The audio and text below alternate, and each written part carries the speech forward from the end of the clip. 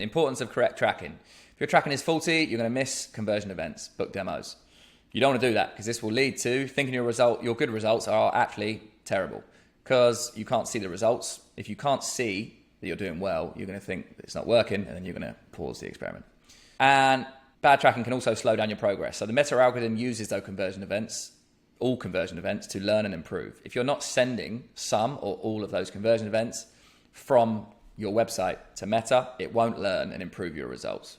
So every single conversion you get that you want to happen, which is booking a demo, you want the Meta pixel to tell your website that there was a conversion that happened, and your website to tell Meta that there was a conversion that happened. The best way to set up tracking for Meta, and believe me, I have tried everything under the sun for this, is to install your Meta pixel and then separate but additive, it's not an and or, it's both, set up a Facebook conversions API with Google Tag Manager to pass events back and forth between your website and Meta. So the conversions API is set up whereby Google Tag Manager is tagging all the events that happen in Meta and pushing these through, and all the events that happen in your website and pushing these through to the other platform. So when you go into Google Analytics, you'll see the conversions that happened in Meta.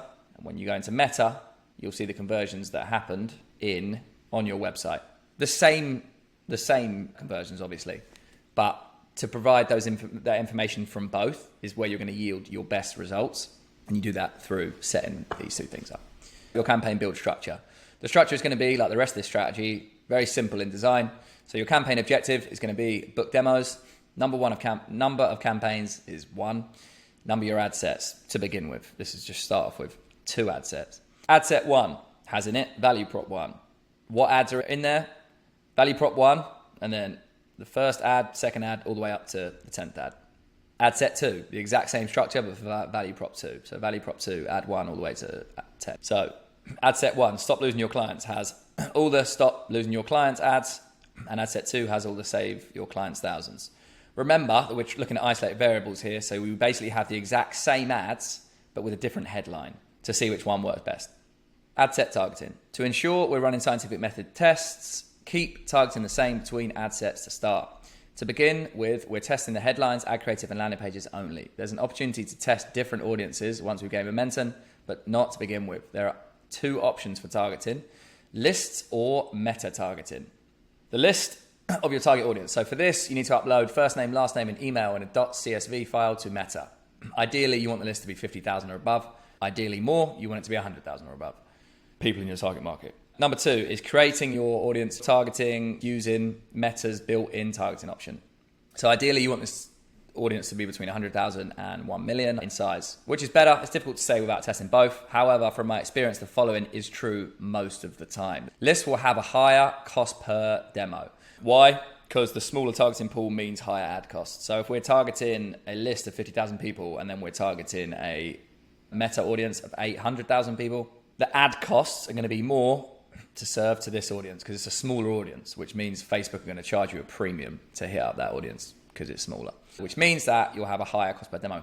But the lists will have a better lead quality. If everybody in your list you know for certain is in your target audience, then by definition, it's better lead quality. Everybody that converts from there, you want to convert from there. If you can buy a list, I would recommend doing that so that you know every ad dollar is spent towards your ideal target audience. That said, this strategy does also work without a targeted list. Meta's targeting is the best in the world.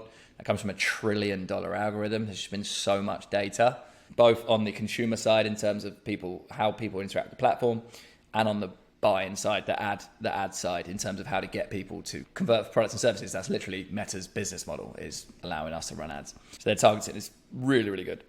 For list targeting, why 50,000 plus size lists? Why is that ideal? Anything less than that and your ad costs are going to be very high. That's why I said I'd rather 100,000 if possible.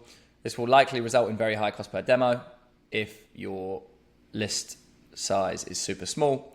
Ad costs will increase further still when you increase your budget, making it very difficult to have an acceptable CAC payback period. Obviously, CAC payback period is the number of months it will take to recover the cost of acquiring a customer. So let's say we started with an audience of 20,000 people and we were spending $5,000 a month in ad spend, right? Maybe we do generate a few conversions from that. Great. Now we want to start spending more money to acquire more customers. Well, we probably can't because the audience is only 20,000 people.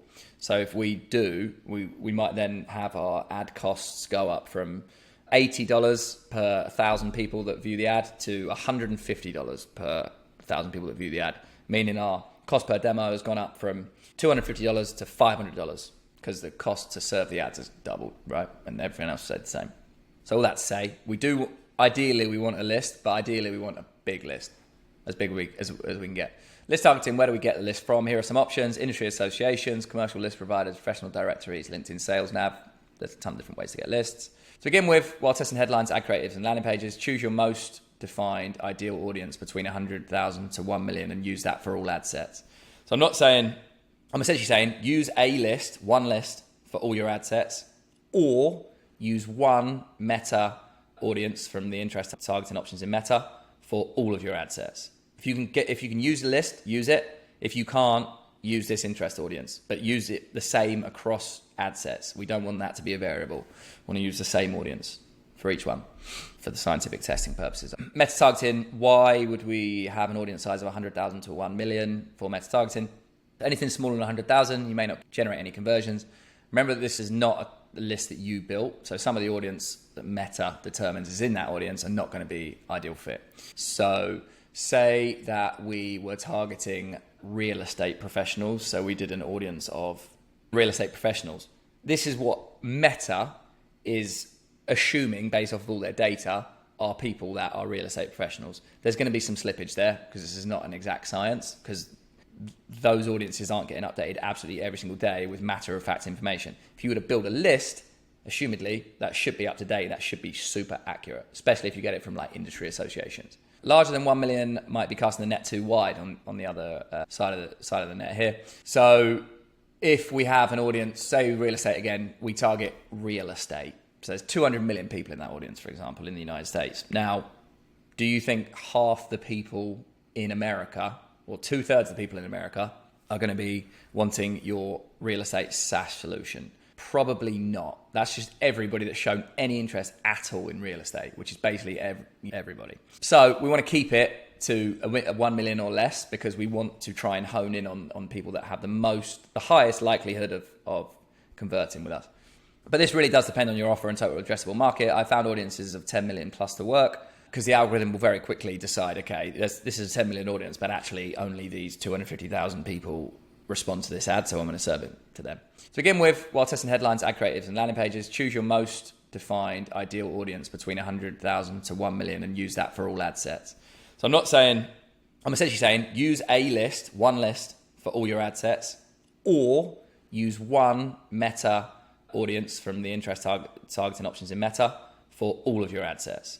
If you can use a list, use it. If you can't, use this interest audience, but use it the same across ad sets. We don't want that to be a variable. We want to use the same audience for each one for the scientific testing purposes.